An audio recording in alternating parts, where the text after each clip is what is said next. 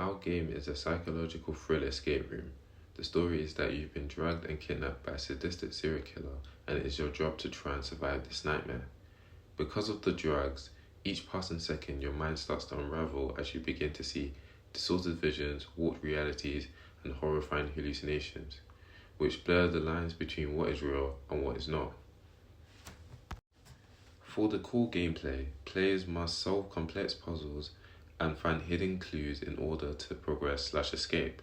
But as the drugs take a hold of you, what you see or what you hear might deceive you, leading you into an unfortunate end.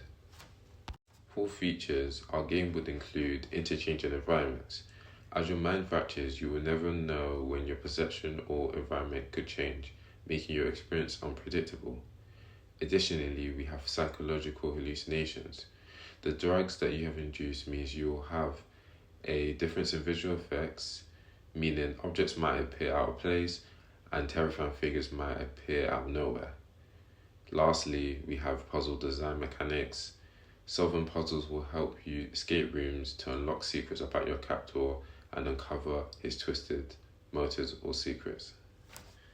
For the theme, we really wanted to focus on psychological horror, which focuses on the mental, emotional, and psychological state in order to invoke fear in the player.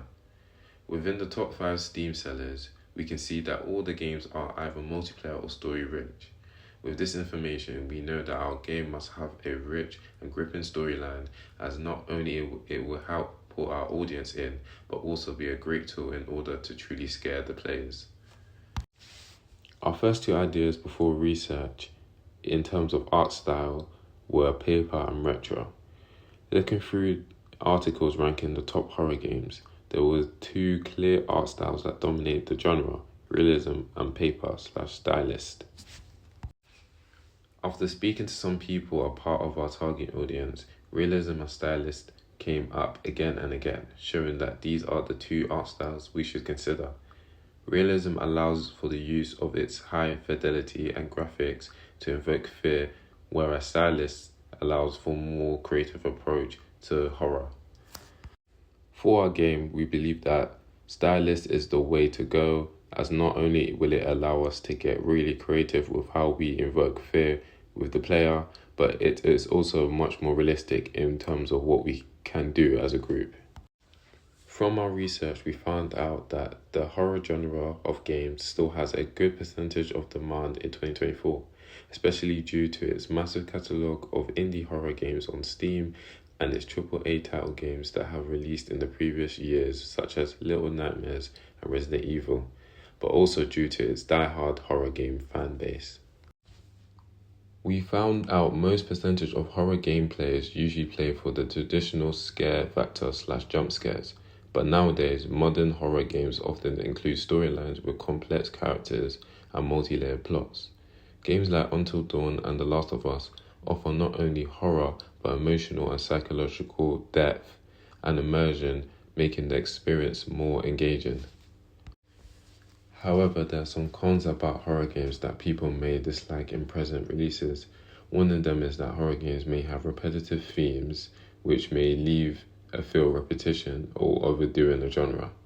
Another could be that while some horror games do offer replay value with branching paths or multiple endings, many modern titles are relatively linear, offering limited differences in gameplay. When the horror experience is over, there may be little incentive to return to play again. Even though horror games are not as popular as before, it seems that the younger generation still have a massive interest in horror games. So we've decided to make our target audience around the 18 to 34 age range.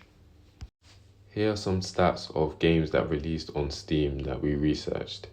We chose to research these particular games because they all match the idea of what we're trying to do, such as having a strong focus on the psychological state of the player and having a great narrative to immerse the player. For platform releases, as a group, we decided that after the development of our game, we would launch an open beta on Steam before its full release.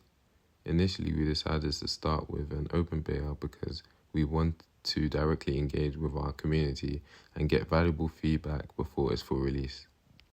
Positives of an open beta are: open betas are a perfect opportunity to test our service, ensuring everything runs smoothly when the game launches.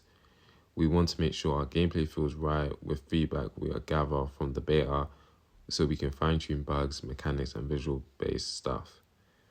An open beta allows us to start building a community early. Players can give feedback, share ideas, and help shape the future of our game.